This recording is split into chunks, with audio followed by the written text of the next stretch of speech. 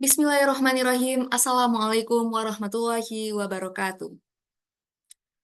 Baiklah, perkenalkan nama saya Anissa Nabila Hyumna, dan saya dari Program Studi Sistem Informasi Semester 2 di Universitas Ari Ginanjar dengan NIM 24101210005. Pada kesempatan kali ini, saya akan mempresentasikan tentang proyek UAS atau ujian akhir semester di mata kuliah Basis Data yang berjudul Database Bisnis Mahasiswa UAG. Jadi sebelumnya saya membuat perancangan tabel rasional. Database bisnis mahasiswa UAG ini dirancang untuk mengelola data aktivitas bisnis yang dijalankan oleh mahasiswa Universitas Ari Ginanjar. Tujuannya adalah untuk menjaga integritas data, untuk memudahkan akses dan mengefisiensi pengelolaan bisnis mahasiswa. Selanjutnya saya membuat 5 tabel sebelum normalisasi, yaitu tabel mahasiswa, produk, pembeli, transaksi, dan detail transaksi.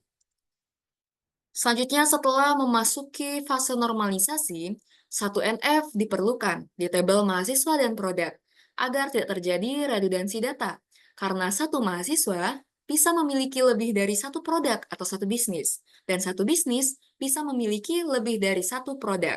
Sehingga susunan tabel menjadi sebagai berikut. Ada 7 tabel, yaitu tabel mahasiswa bisnis, produk, pembeli, transaksi, dan detail transaksi. Untuk proses 2NF dan 3NF sudah tidak perlu dilakukan karena sudah memenuhi persyaratan, yaitu tidak ada ketergantungan parsial dan ketergantungan transitif. Selanjutnya adalah pembuatan ERD dengan menggunakan metode Crossfoot.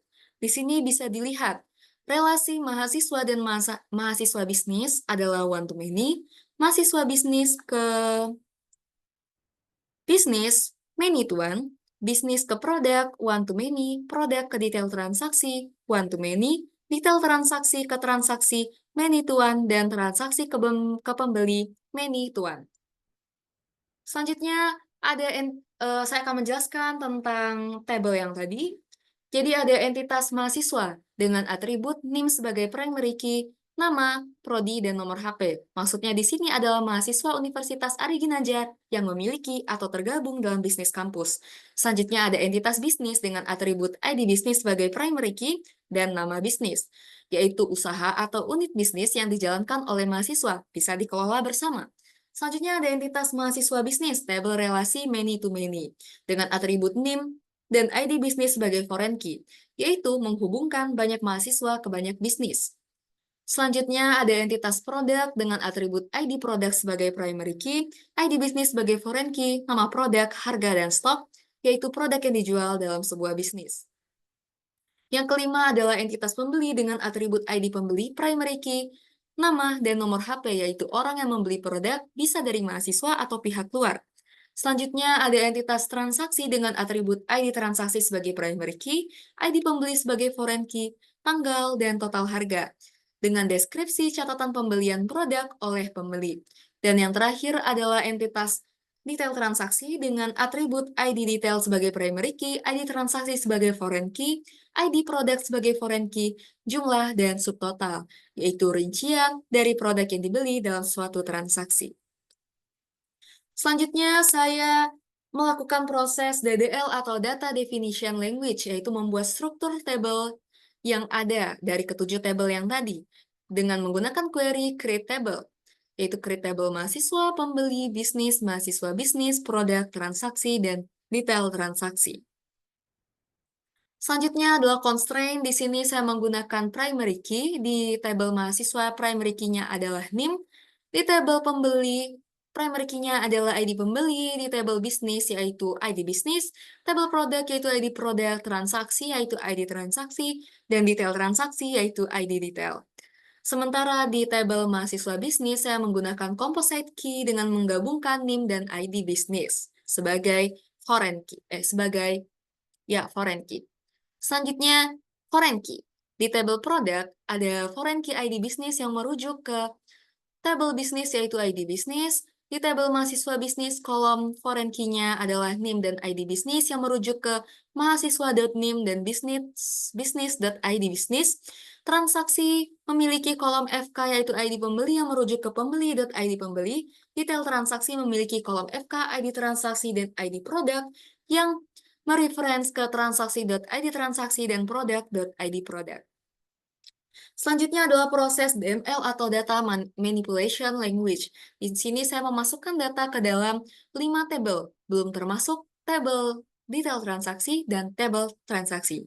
Di sini saya menggunakan query insert into ke 5 tabel tersebut. Selanjutnya, sebelum menginput data ke transaksi dan detail transaksi, saya membuat 4 trigger. Yang pertama adalah untuk menghitung subtotal di tabel detail transaksi, bahwa subtotal adalah harga produk dikali jumlah. Yang kedua adalah untuk mengupdate total harga di tabel transaksi dengan menggunakan sum dari subtotal yang ada. Yang ketiga adalah untuk mengurangi stok produk dengan menggunakan set stok sama dengan stok dikurang new jumlah dan mengurangi stok produk dalam batas aman. Jika produk yang dibeli melebihi dari stok produk yang ada, maka akan ditampilkan message stok produk tidak mencukupi untuk transaksi ini. Barulah saya memasukkan data ke tabel transaksi dan detail transaksi agar otomatis menghitung subtotal dan total harga. Selanjutnya di sini saya membuat 2 view. View yang pertama untuk menampilkan jumlah produk per bisnis yang terdiri dari 2 produk atau lebih. Di sini saya menggunakan inner join dari tabel produk ke tabel ID bisnis dan menggunakan group by dari tabel bisnis, ID bisnis, dan bisnis nama bisnis. Dengan having count lebih dari sama dengan 2 dan order by jumlah produk yang disusun berdasarkan huruf alfabet yang terbalik, yaitu dari Z ke A. Selanjutnya, view yang kedua adalah untuk melihat transaksi lengkap. Di sini juga saya menggunakan inner join ke tabel-tabel yang ada. Selanjutnya, di sini ada manajemen transaksi. Ada contoh transaksi yang berhasil di sebelah kiri dan transaksi yang gagal di sebelah kanan.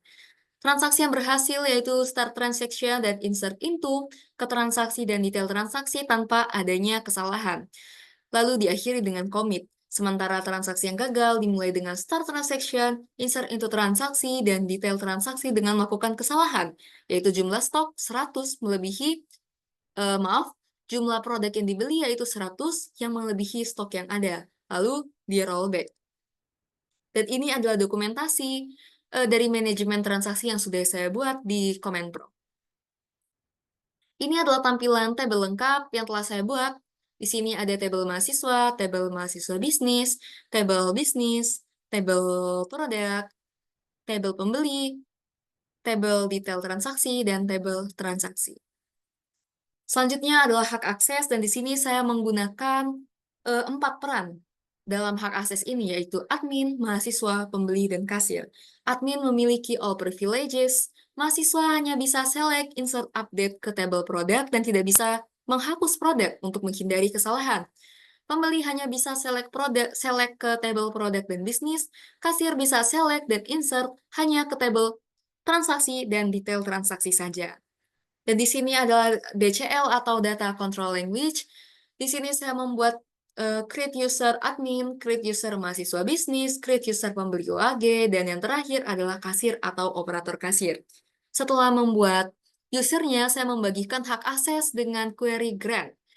Grant all privilege, grant select on, grant insert on, grant update, dan seterusnya hingga akhir, sesuai dengan pembagian peran yang sudah saya buat di tabel ini.